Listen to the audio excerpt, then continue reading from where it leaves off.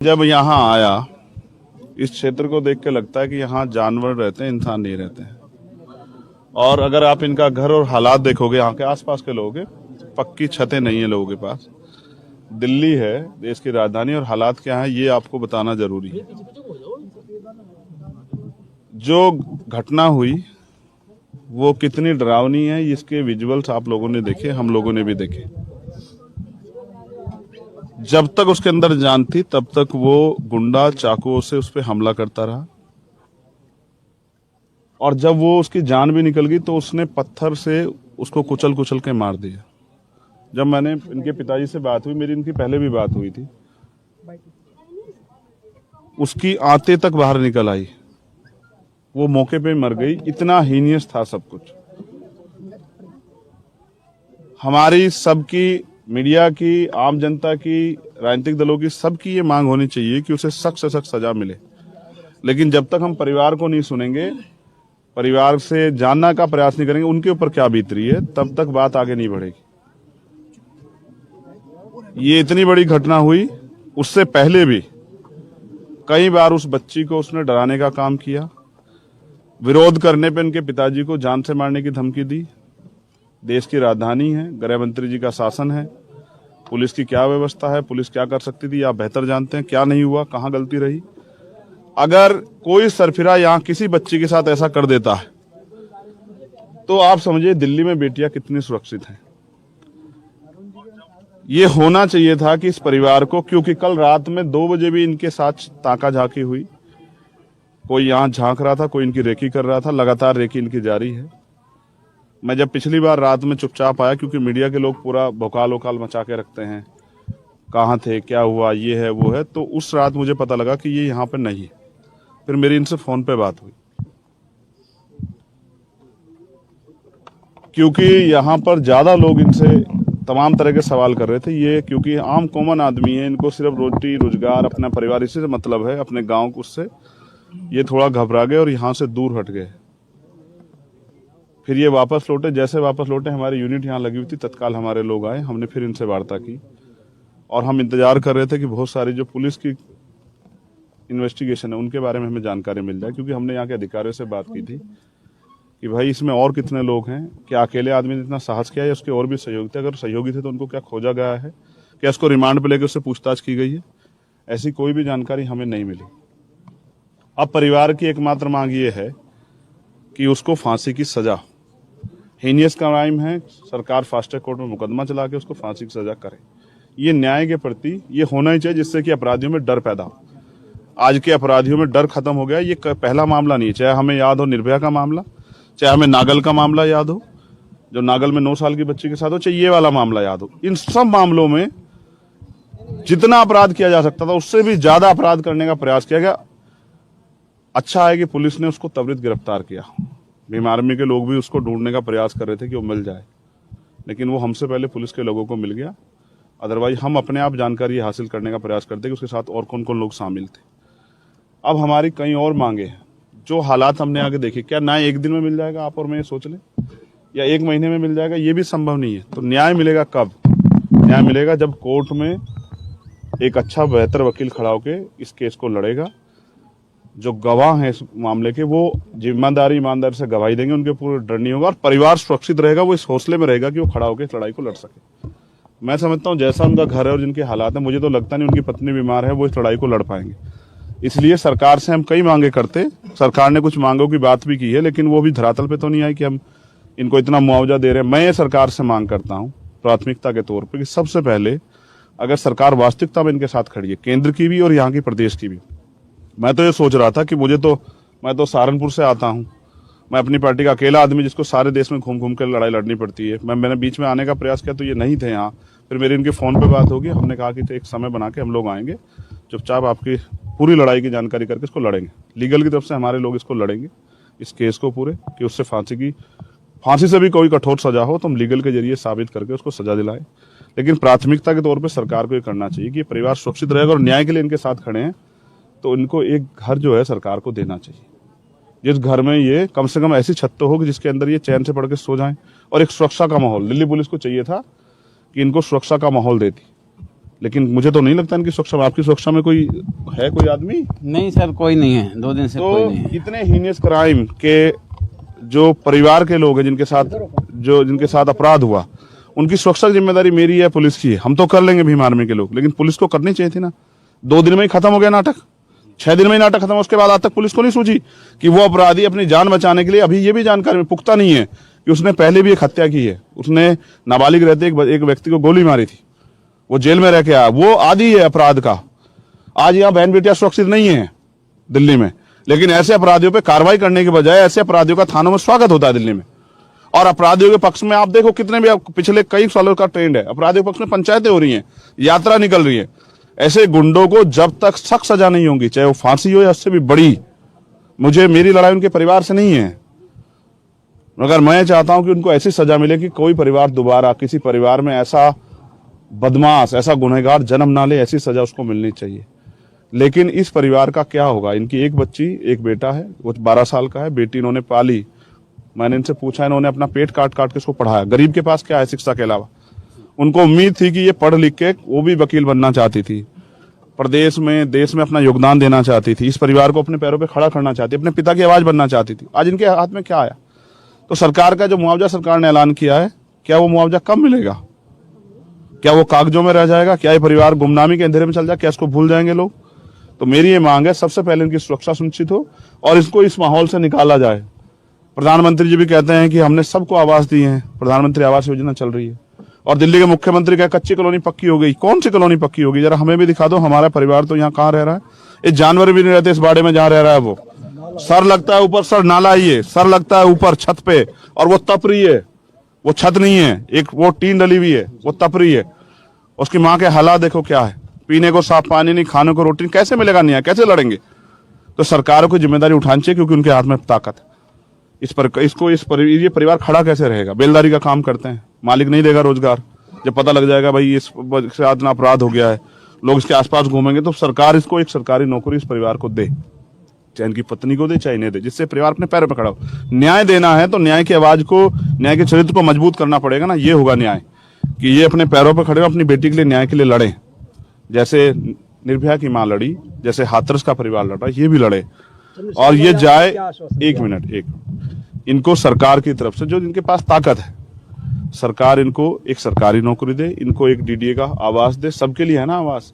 जब गरीबों को नहीं मिलेगा, जो जरूरतमंद है उनको नहीं मिलेगा, जो लाभार्थी असली लाभार्थी उनको नहीं मिलेगा, तो ये किसके लिए? ठेकेदारों के लिए आवास। तो इनको एक आवास दें। अगर वो ऐसा नहीं करते, दुख इस बात का है कि देश के प्रधानमंत्री भी यही रहते हैं, गृह मंत्री भी रहते हैं, उनके बड़े बड़े नेता भी यही रहते हैं, दिल्ली के मुख्यमंत्री भी यही रहते हैं, लेकिन एक बार उनको इस परिवार की सुध लेने की नहीं लगी। मुख्यमंत्री जी को समय नहीं लगा। अब मैं आ गया हूं तो कहीं और लोग आएंगे, आके इस परिवार के आंसू पूछने की बात की। यही होता है दिल्ली में, चाहे वो नागल का मामला हो, चाहे और कोई मामला हो। जब मैं आ जाता हूं फिर सब लोग आते हैं, लेकिन क्योंकि हमारा संगठन यहाँ काम करता है, हिमांशु जी, रविंद्र भाटी जी, हमारे महेश पवार, नरेंद्र बिकुराम जैन साहब, ये हमारे लोग हर मामले को लड़ते हैं। मैं तो आके चला जाऊंगा, लेकिन इस परिवार को न्याय कैसे मिलेगा ये तय करेंगे। हमारे सुप्रीम कोर्ट के जो लॉयर हैं, लीगल साल के हमारे जो इंचार्ज हैं MS आर्या जी, वो इस केस को लड़ेंगे और हम उसको फांसी से भी सख्त से सख्त सजा दिलाने के लिए हम फास्ट ट्रैक कोर्ट की भी जो हमारी मांग है उसको भी हम एनालिसिस करेंगे, उस पर हो रहा है नहीं हो रहा है काम। हम एविडेंस के साथ टेम्परिंग ना हो, इसलिए उसकी बेल को भी अपोज करने के लिए खड़े होंगे, और उसके जो सहयोगी साथी जिन्होंने इसमें उसका हाथ बटाया, हम प्रयास करेंगे कि इसकी जांच हो, उसको रिमांड पे लेके इसकी फेयर इन्वेस्टिगेशन हो, जिससे कि उसके आरोपी साथी ना बचे। हम प्रयास करेंगे ये व्यक्ति अपने ये परिवार अपने पैरों पे खड़ा रहे। इसलिए हम मुख्यमंत्री का भी घेराव करेंगे कि वो इनको एक सरकारी आवास और एक सरकारी नौकरी दें, और इस परिवार के लिए सुरक्षा की व्यवस्था करे दिल्ली पुलिस। तो इसके लिए हम जल्द मुख्यमंत्री आवास का घेराव करेंगे, और यहाँ के जो और नेता हैं, केंद्र के मंत्री, उनके आवासों का भी घेराव करेंगे। हम अपने परिवार को अकेला नहीं छोड़ेंगे, क्योंकि जिनका पॉलिटिकल टूरिज्म होना था उनका हो गया है, और हमने हर केस में ऐसा ही देखा। आपको याद है हाथरस के मामले में कौन गया? 1 महीने के बाद कभी किसी ने नहीं पूछा। जब मैं 1 साल बाद उनके परिवार के पास गया तो मैंने देखा 1-1 फुट के गड्ढे और कूड़ा चढ़ा दिया उनके मकान तक। एक रात रुक के मैंने और हिमांशु जी ने वो हटवाया। हम लगातार लड़ते रहते हैं, और हमारा एक काम, हम अपने काम को करते रहेंगे और हम अपनी ड्यूटी को अदा करेंगे, और हम इनके साथ खड़े हैं कानून की लड़ाई लड़ने में भी, इनकी रक्षा सुरक्षा के लिए भी, और इनको वास्तविकता में अधिकार मिलने चाहिए बुनियादी, चाहे वो आवास हो, चाहे वो नौकरी हो, चाहे इस परिवार सुरक्षा, उसके लिए भी हम लोग लड़ेंगे। सड़क पे हमारी जिम्मेदारी। चंद्रशेखर, क्या सरकार की सिर्फ घोषणाएं करने के लिए रह गई है? दिल्ली सरकार ने घोषणा करी 10 लाख रुपए की, लेकिन धरातल पर अभी वो लाभार्थी नहीं हुए हैं। देखो, मैं ये कह रहा हूँ, सबसे पहले सरकार को ये देखना चाहिए कि ये परिवार किस दयनीय स्थिति में है। तो इस परिवार की के आंसू पूछने चाहिए, तो वो तो नहीं हुआ। घोषणा की है, घोषणा कब मिलेगी जानो। मैं आज अब आ गया हूँ ना, तो अब वो जल्दबाजी करके दिखाएंगे हम बहुत ही तेजी हैं। देखो, इनके वोट लेने के लिए सब लोग आ जाएंगे। एक सेकंड, इनके वोट लेने सब लोग आ जाएंगे, लेकिन इनके न्याय लड़ने के लिए इनको पता है कि इनकी लड़ाई लड़ने के लिए, इनके साथ खड़े रहने के लिए चंद्रशेखर आजाद आएगा। ये भी इस बात को जानते हैं और सरकार भी इस बात को जानती है। अब मैं आ गया हूँ लड़ने, तो अब सरकार अपनी बात को आगे बढ़ाएगी, लेकिन हम छीन के लेंगे। हमें पता है सरकार देगी नहीं आसान, हम छीन के लेंगे। अब बताओ क्या चंद्रशेखर, आपने पीड़िता के परिवार को क्या कुछ आश्वासन दिया? मैंने उनको ये विश्वास दिलाया कि वो अपने आप को अकेला ना समझे। ये जिस क्षेत्र से हैं वहां भी इनके परिवार के पास हमारी टीम गई है। इनसे आप पूछ लिया बता देंगे। इनके घर पे भी हमारी टीम गई है। हमने जब बीच में इधर डिस्टर्ब हुए तो हमने इनको खोजा भी। हम लगातार इनके टच में हैं और मैंने इन्हें आश्वासन दिया कि जो मांग है इनकी, सिर्फ इनकी एक ही मांग है, इनकी कोई मांग नहीं, इनको कोई लालच नहीं है कि उसको फांसी की सजा हो। और हमारी ये मांग है कि फांसी की सजा तो हो, उसके साथ साथ ये परिवार भी अपने पैरों पे खड़ा, क्योंकि एट द लास्ट न्याय की लड़ाई लड़नी है ना। न्याय एक दिन में नहीं मिलेगा, उसके लिए समय लगेगा, न्यायिक प्रक्रिया में समय लगेगा। तो इसलिए हमने और मांगे, ये समाज की तरफ से, हमारी तरफ से है। बाकी परिवार की एक मांग है कि उसको फांसी की सजा हो।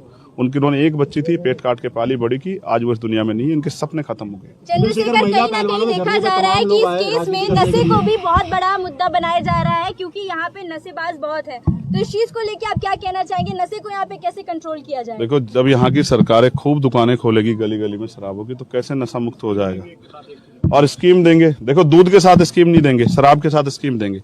मेरी चलो ठीक है, तुम्हें राजस्व वगैरह चाहिए, तुम्हें लोगों को जो है, तुम्हें ये नहीं पता लोगों की जिंदगी से क्या नुकसान होगा। आप जानते हो शराब से नुकसान, लेकिन फिर भी मैं ये जानना चाहता हूँ कि नशे पे सरकार क्या काम कर रही है, पुलिस क्या काम कर रही है।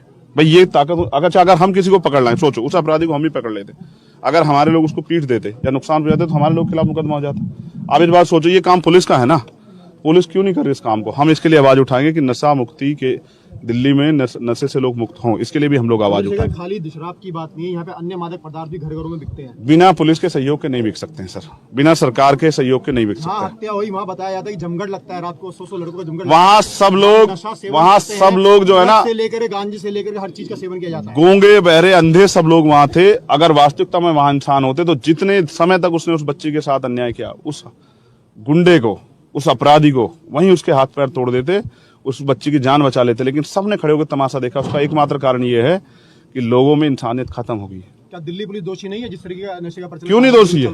पूरी, मैं कह रहा हूं, बिना सरकार के संरक्षण के, बिना पुलिस के संरक्षण के कोई नशा नहीं चल सकता है। 1 ग्राम नशा नहीं लेके गुजर सकता कोई, अगर पुलिस का संरक्षण ना हो। तो पुलिस को ये सोचना चाहिए कि अपने निजी स्वार्थ में, सब पुलिस वाले ऐसे, लेकिन जो पुलिस वाले ऐसा कर रहे हैं उनको ये सोचना चाहिए किसी की जिंदगी के साथ खिलवाड़ हो रही है।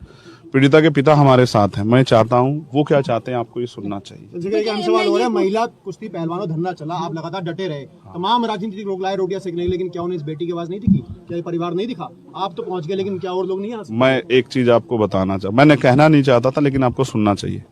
कहीं किसी महिला के साथ घटना होती तो पहले देखा जाता है वो किस समाज की है, उसकी जाति ढूंढ ली जाती है। और जब जाति ढूंढ ली जाती है, अगर वो ऊंची जाति की हो, तथाकथित जो हिंदूवादी व्यवस्था यहाँ है, एक सेकंड सुन लो, तो फिर उसमें ढूंढा जाता है अपराधी किस जाति का है। अगर अपराधी कहीं सब कास्ट है या अपराधी कहीं आसपास है तो लोग चुप हो जाते हैं। अगर बेटी वंचित जाति की हो, दलित पिछड़ी जाति की हो, तो फिर अपराधी ढूंढा जाता है किस जाति का। अगर पिछड़े या अपर कास्ट में होगा तो लोग चुप हो जाते हैं। मुस्लिम होगा तो फिर शोर मचाते हैं। मैं ये कह रहा हूं, अपराधी कोई जाति नहीं होती, वो मुसलमान हो, वो जैन हो, सिख हो, बौद्ध हो, हिंदू हो, कोई हो।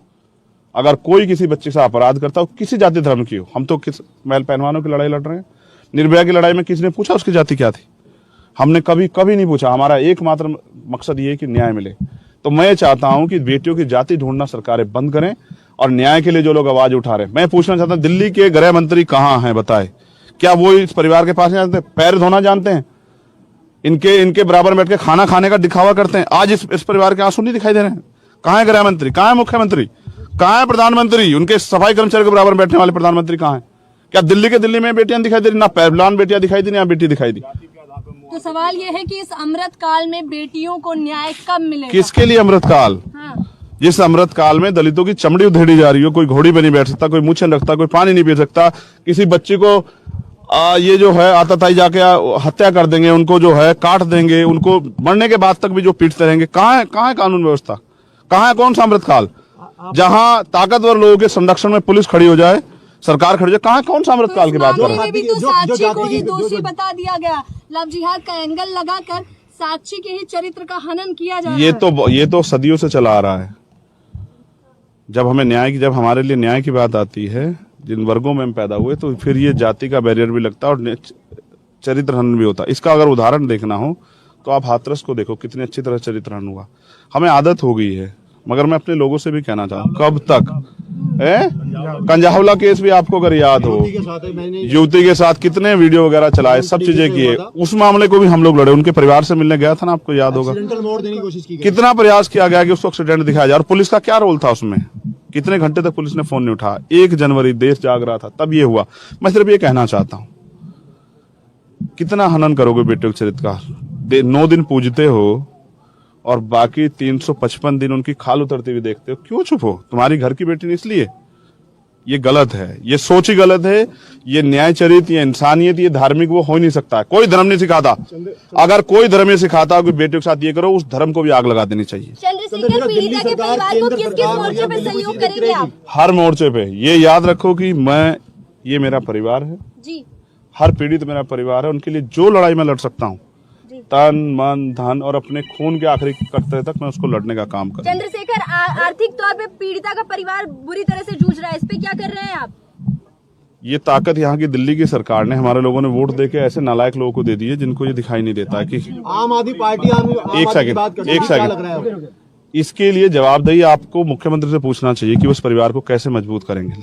मैं अपनी तरफ से जो हमसे बन पाएगा, मैं मुख्यमंत्री की तरफ बड़ी सी घोषणा नहीं करूंगा, जो हमसे बन पाएगा। और जब तक न्याय नहीं मिलेगा तब तक हम इनके साथ खड़े रहेंगे। आम आदमी पार्टी हो जाएगी। जो आम आदमी पार्टी नारा देती थी आम आदमी का, क्या लगता है आम आदमी रह गई? देखो, इसका जवाब प्राइम मिनिस्टर को, वो मुख्यमंत्री जी को देना चाहिए। मैं तो उनको बहुत अच्छे मुख्यमंत्री मानता हूं, लेकिन वो मुख्यमंत्री जी को ये भी जवाब देना चाहिए। क्या आप कई घटना याद कर लो, कुछ घंटों मुख्यमंत्री वहां पहुंच जाते हैं, 4 घंटे 6 घंटे का होता, आज तक नहीं दिखाई दिया मुख्यमंत्री को। होता है चंद्रशेखर जी, सहारनपुर से चंद्रशेखर रावण चलकर आ सकते हैं यहाँ पर, जंतर मंतर पर बेटियों की लड़ाई के लिए चंद्रशेखर रावण आ सकते हैं, लेकिन दिल्ली देश की राजधानी, यहाँ पर देश के राष्ट्रपति बैठते हैं, प्रधानमंत्री और दिल्ली के मुखिया। अभी तक किसी ने इस पीड़ित परिवार के दरवाजे को नहीं खटखटाया। हर जगह सिर्फ और सिर्फ एक चेहरा, चंद्रशेखर रावण। जाति पता लग गई ना, जाति ना पता लगती तो शायद आ जाती। तो आपने वो कमी पार दी। आखिरी बात, आपने मन साझा करके उस खाई को पार दिया था। देखो, आपने जाति को पार, हमारे नेता एक सवाल खड़ा कर रहे हैं कि मुआवजा जाति के आधार पे क्यों? किसी को 1 करोड़ रुपए का मुआवजा, किसी को 10 लाख का मुआवजा। कहाँ है महिला आयोग? क्या महिला आयोग आया? पूछो ना, महिला आयोग दिल्ली में ही है ना। जो महिला आयोग एक टिप्पणी पे जवाब मांगता, आया? कहाँ है केंद्रीय महिला आयोग? कहाँ है महिला आयोग की हमारी अध्यक्षा? क्या इस परिवार के आंसू दिखाई दिए? वो बच्ची नहीं, देश की बच्ची थी। नहीं, इस अन्याय का जवाब देखो। कुछ दिनों में हमारे लोग देखो, एक कहावत है, किसी को इतना मत सताओ कि वो अपने पैरों पे खड़ा हो जाए। आज जो अन्याय हम लोग सह रहे हैं, कल हमारे लोग अपने पैरों पे खड़े हो जाएंगे। मैंने इनको सुना, मैं तो इनको खोज रहा था, लेकिन कहीं दबी आवाज में कह रहे थे कि मेरा भाई आएगा मेरी मदद करने के लिए, वो मेरे आंसू पूछेगा। मैं वादा करता हूँ कि इनकी उम्मीदों को निराश नहीं करूंगा। आपको इनसे पूछना चाहिए क्या चाहते हैं। चंद्रशेखर, क्या आ जाओ नीचे। एक सवाल पहले इनसे पूछो, फिर उसके बाद इनकी बात मैं ले रहा हूँ। आपने कहा पॉलिटिकल टूरिज्म हो रहा है यहाँ पर। पंजाब के एक कोई बाबा करके आए थे यहाँ पर, फर्जी चेक देकर 51,000 रुपए का चले गए हैं वो। तो यहाँ पर इस तरीके का भी स्टैंड चल रहा है, फर्जी चेक लगाकर लोग जा रहे हैं आर्थिक रूप में। इस पर आप क्या कहेंगे? नहीं, मैं कुछ नहीं कहूंगा। जो जैसा होगा वो वैसा ही कर्म करेगा, ये मेरी उसमें नहीं है। और मैं किसी ऐसे लोगों के लिए जवाबदेही नहीं हूँ कि मैंने ऐसे लोगों। जो लोग महिला पहलवानों के धरने में पहुंचे, राजनीतिक रोटियां सेकने के लिए आके ले लो। आज चंद्रशेखर रावण आपसे मिलने आए, आपके साथ खड़े हैं, इन्होंने किस तरीके के संतावना दी है? अब आपको उम्मीद है कि अब तो न्याय बेहतर होगा क्योंकि चंद्रशेखर दरवाजे पर है? हाँ जी, अब मुझे भरोसा है कि अब मेरे साथ न्याय होगा और मुझे न्याय मिलेगा। मुझे न्याय भैया दिलवाएंगे, इन पे मुझे भरोसा है। इसके पहले ही मैंने इनको कहा था, भैया मैं आपसे मिलना चाहता हूँ और मैं अपनी चीजें बतानी चाहता हूँ कि मुझे दिक्कत क्या है, परेशानी क्या है। और देश के तमाम बड़े बड़े नेता हैं, मुख्यमंत्री हैं, प्रधानमंत्री हैं, चंद्रशेखर रावण से उम्मीद क्यों है कि यही आएंगे तो बेहतर होगा? देखिए, ये जब कानून के सामने सब कुछ रखा गया है, सबूत भी है, गवाह भी है, सब कुछ है, तो फिर कानून की कहाँ सो रही है? अब तक तो उसको फांसी दे देना चाहिए। काहे कि मुकदमा कर रहे हैं, केस कर रहे हैं, धारा कर रहे हैं, उसको क्या कागज तैयार कर रहे हैं। अब उनको क्या चाहिए कि कोई आंखों के सामने दिखाई नहीं दे रहा। आपको विश्वास है चंद्रशेखर आपके साथ इस लड़ाई पे खड़े रहेंगे? हाँ जी, मुझे विश्वास है। भरोसा करते हैं